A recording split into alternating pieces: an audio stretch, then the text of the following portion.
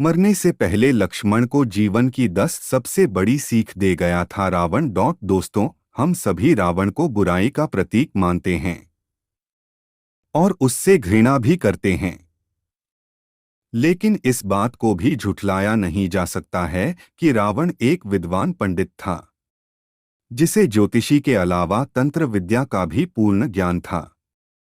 इसलिए तो जाते जाते भी रावण ने लक्ष्मण को जीवन की 10 ऐसी सीख दी जिसे किसी के लिए भी जानना किसी वरदान से कम नहीं।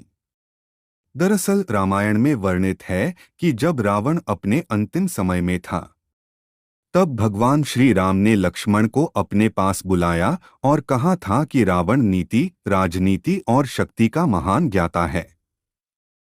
ऐसे समय में जब वो संसार से विदा ले रहा है, तो तुम उसके पास जाकर जीवन की कुछ शिक्षा लो, जिससे तुम्हारा जीवन सफल हो सके।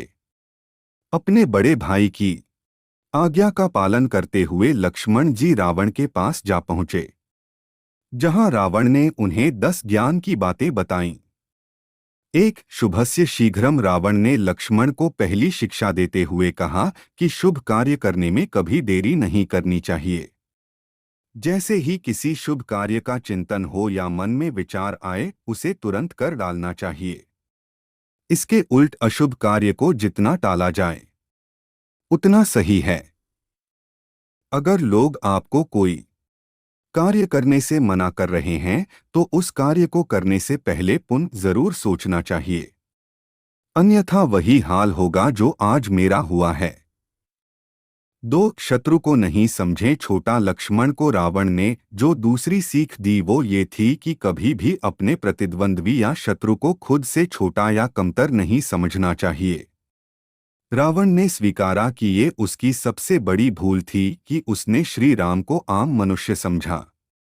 अगर वो अहंकार में चूर ना होता और राम जी को अपने से कमजोर नहीं समझता, तो शायद वो बच सकता था।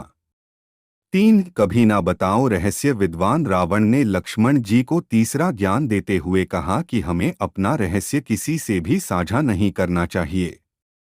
जैसे मेरे मृत्यु से जुड़ा रहस्य यदि मैं किसी को नहीं बताता होता, तो आज मेरी मृत्यु नहीं होती।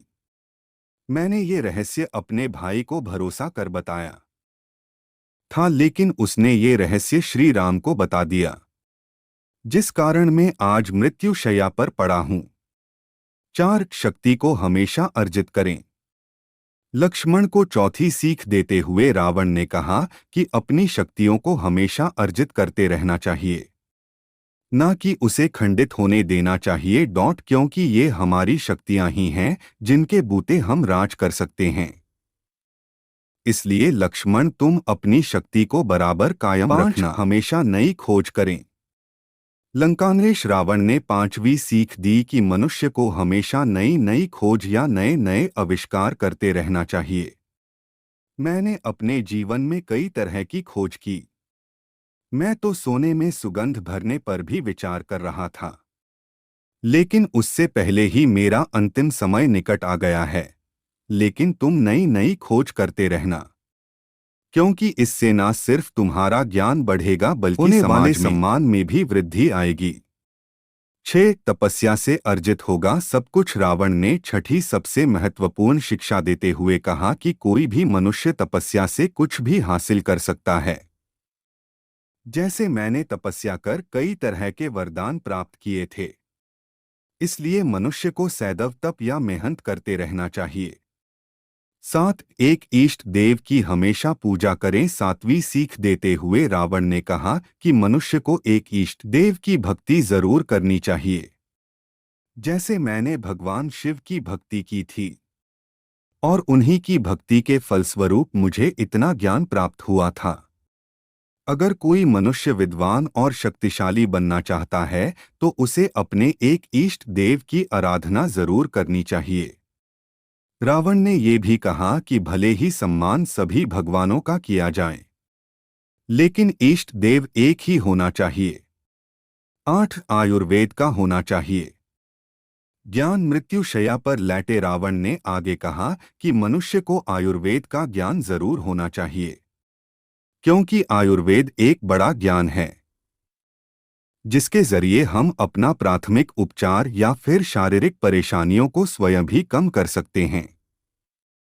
9 लगन का पक्का होना जरूरी। रावण ने कहा कि मनुष्य को हमेशा लगन का पक्का होना चाहिए। अर्थात अगर उसने कोई लक्ष्य निर्धारित किया है तो उसे हासिल करने की हर संभव करनी चाहिए।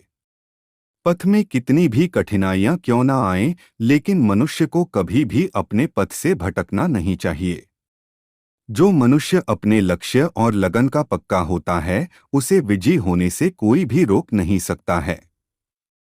10 हमेशा करें शास्त्रों का अध्ययन। अंतिम सीख देते हुए रावण ने कहा कि इस दुनिया में शास्त्रों से बड़ा ज्ञान का भंडार कोई नहीं है। ये हमारे शास्त्र ही हैं जिनमें हर प्रश्न का उत्तर मिलता है। इसलिए अगर किसी मनुष्य को सबसे बड़ा ज्ञानी बनना है तो वो शास्त्रों का अध्ययन जरूर करे। तो दोस्तों, ये थी वो 10 सीख जो रावण ने अपने अंतिम समय में लक्ष्मण को दी थी। और अगर आप भी अपने जीवन में सफल होना चाहते हैं तो इन्हें अपने जीवन में जरूर अपनाएं। सीता जी के स्वयंवर में तोड़े गए धनुष का रामायण के सभी पात्र प्रेरणादायक हैं। रामायण का प्रत्येक प्रसंग इसके विषय में आगे की कहानी जानने का उत्साह भर देता है। इसी कड़ी में सीता स्वयंवर की कथा भी बहुत दिलचस्प है। इस वजह से एक विशेष प्रकार का धनुष तोड़ने वाले राजा से ही सीता जी का स्वयंवर होना था। यह सुनने में तो एक साधारण सी बात प्रतीत होती है। उस समय में स्वयंवर कुछ इसी प्रकार होते थे, परंतु सीता जी के, इसलिए उनका एक नाम भूमिजा भी है। जब जनक ने अपनी पुत्री भूमिजा के स्वयंवर की घोषणा की तो शर्त रखी कि स्वयंवर में उपस्थित जो भी राजा जनक के महल में रखे धनुष की प्रत्यंचा को चढ़ा देगा, उससे ही सीता का विवाह होगा। मित्रों, यह धनुष बहुत ही उच्च श्रेणी की तकनीक से बनाया गया था। कहा जाता है यह उस समय की परमाणु मिसाइल या ब्रह्मास्त्र छोड़ने का यंत्र था। रावण धनुष। अब यह तो आप जानते ही हैं कि रावण बहुत ही योग्य, ज्ञानी और शिव जी का शुद्ध भक्त था। उसकी दृष्टि शिव जी के इस धनुष पर थी और उसे पूरा विश्वास था कि शिव भक्त होने के कारण वो प्रत्यंचा चढ़ाने में सफल रहेगा। परंतु यदि यह धनुष रावण जैसे विनाशकारी व्यक्ति के पास चला जाता तो वो विनाश को परिणाम देता। इस धनुष को प्रयोग करने की विधि केवल 4 राजा जनक, उनकी पुत्री सीता, आचार्य विश्वामित्र और भगवान परशुराम। सीताराम विवाह। यह शक्तिशाली धनुष रावण के पास न पहुंचे, इसलिए विश्वामित्र ने श्री राम को पहले ही इस धनुष को चलाने की विधि बताई। परंतु जब श्री राम से वो धनुष टूट गया तो परशुराम को बहुत क्रोध आया। तब विश्वामित्र ने समझाया कि यह श्री राम की त्रुटि से नहीं अपितु बहुत प्राचीन होने के कारण टूटा है। यह सुनकर परशुराम का क्रोध शांत हुआ।